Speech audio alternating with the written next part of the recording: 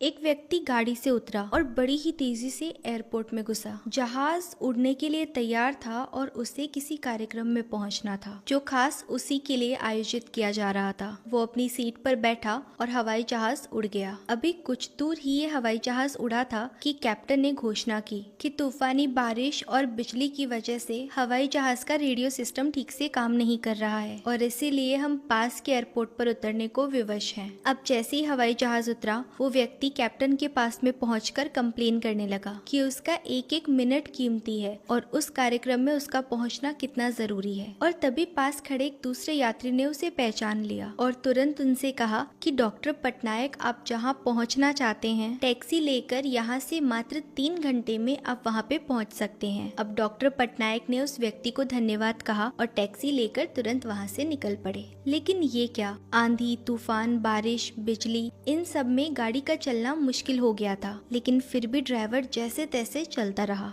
अचानक ड्राइवर को आभास हुआ कि वो रास्ता भटक चुका है। नाउम्मीदी के उतार चढ़ाव के बीच उसे एक छोटा सा घर दिखा। इस तूफान में वही गनीमत समझकर गाड़ी से नीचे उतरा और दरवाजा खटखटाने लगा। अब अंदर से आवाज आई कि जो कोई भी है अंदर आ जाओ, दरवाजा खुला है। डॉक्टर ने अंदर जाकर देखा तो एक बुढ़िया आसन बिछाए भगवत गीता पढ़ रही थी। डॉक्टर ने कहा कि माँ जी, अगर आज्ञा हो तो आपका फोन उपयोग कर लूं। ये सुनकर बुढ़िया माई मुस्कुराई और बोली कि बेटा, कौन सा फोन, यहाँ तो ना बिजली है और ना ही फोन है, लेकिन तुम बैठो और सामने चरणामृत है, थोड़ा पी लो, थकान दूर हो जाएगी और खाने के लिए भी कोई ना कोई फल अवश्य होगा, उसे खा लो ताकि आगे यात्रा के लिए कुछ शक्ति आ जाए। डॉक्टर ने माई को धन्यवाद किया और चरणामृत पीने लगा। बूढ़ी माई अपने पाठ में खोई थी और तभी डॉक्टर की दृष्टि बूढ़ी माई के पास में पड़ी। एक बच्चा कंबल में लपेटा हुआ बूढ़ी माई के पास में था, जिसे वो थोड़ी थोड़ी देर में सहला देती थी। और जब बूढ़ी माई की पूजा समाप्त हुई तब डॉक्टर ने उनसे कहा कि माँ जी, आपके स्वभाव